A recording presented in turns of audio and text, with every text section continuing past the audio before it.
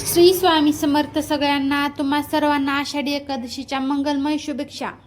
आजची सकाळ खूपच फ्रेश आणि उत्साहपूर्ण झालेली आहे. आषाढी एकादशी म्हणजे महाराष्ट्रातील घराघरात भक्तीचा आणि आनंदाचा उत्साह उचंबळून येणारा दिवस. तर मी कालच रात्री इथे साबुदाणा भिजायला घातला होता आणि सकाळी सकाळी दूध तापून घेतलं आणि इकडे खमंग मस्त असे खरपूस शेंगदाणे पण भाजून घेतलेले. आज घरात सगळ्यांचा उपवास असल्यामुळे खूप सारे बटाटे आणि रताळे पहिल्यांदा उकडून घेऊ. नंतर आशू आणि सन्मयीची आंघोळ उरकली. आशू पहा कसा नट्टापट्टा करत आहे आणि आपली सन्मयी नेहमीप्रमाणे मस्ती आणि तिची मेकअपची हौस चालू आहे. मुलांची हीच घाई आणि मस्करी घराला जिवंत ठेवते नाही का. मुलांचं आवरत आवरत मी माझी आंघोळ करून घेतली. नंतर मी घर झाडून पुसून स्वच्छ केलं. तर मुलांना खूप भूक लागलेली. मग म्हटलं आधी आपल्या लहानांना गरम गरम शाबू खाऊ घालूया. आज आपल्या घरात सगळ्यांचाच उपवास आहे. आषाढी एकादशीला देवशयनी एकादशी असेही म्हणतात. असं मानलं जातं की आजपासून भगवान विष्णू योग निद्रेत जातात.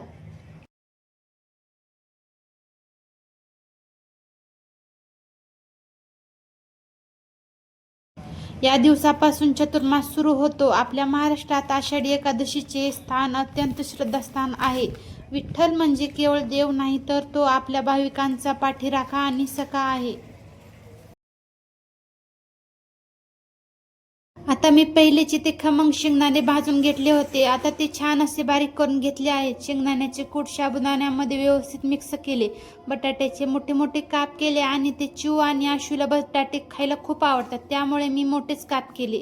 साबुदाण्यात आधीच शेंगदाण्याचं कूट मिक्स केलं ना की शाबू मोकळा मोकळा होतो. आता साबुदाण्यांना खमंग वास सुटणार आहे.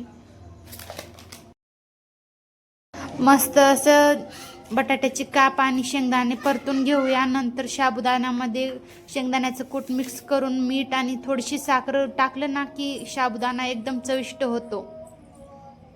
आज आषाढी एकादशी म्हटलं की आपोआपच मन पंढरपूर आणि आळंदीकडे धाव घेतं.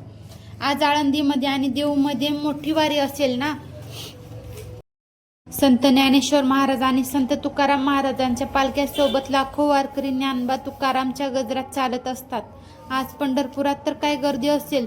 चंद्रभागेच्या तीरी टाळ मृदंगाचा गजर आणि विठ्ठल विठ्ठलचा जयघोष घुमत असेल. पंढरपूर ही केवळ एक भूमी नाही तर तो भक्तीचा महासागर आहे. जिथे श्रीमंत गरीब लहान मोठा हा भेद गळून पडतो आणि सगळे भक्त माऊली माऊली होतात. चला वारीच्या आणि विठू माऊलीच्या आठवणी रमता रमता आता जरा किचन मधलं काम उरकून घेते. शेंगदाणे छान असं भाजून तर घेतलेच होते. चला आता शाबू मिक्स करूया. मस्त असा शाबूचा घमघमाट सुटलेला आहे.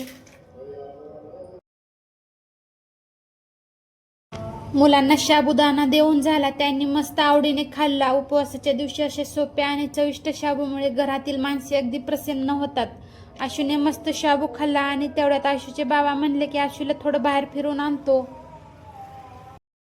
मी म्हटलं ठीक आहे, आशूलाही थोडं बाहेर फिरून मस्त वाटेल. मग काय, आशू इकडे रेडी होत होता तोपर्यंत मी सन्मयीसाठी इथे खाण्यासाठी बनवत आहे. मी इथे सगळ्यात पहिले टमॅटो आणि कोथिंबीर टाकली आहे. आज एकादशीचं कांदा चिरत नसतात त्यामुळे मी फक्त टमॅटोची फोडणी देत आहे. पोहे मस्तपैकी भिजवून आता मी चिऊसाठी खायला देणार आहे.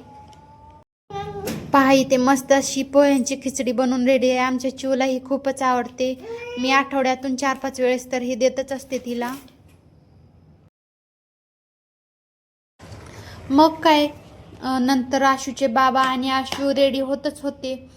सन्मयी इथे खाऊन तिचं पोटभर जेवण झालेलं आहे. नंतर ही आशू दादाकडे आली.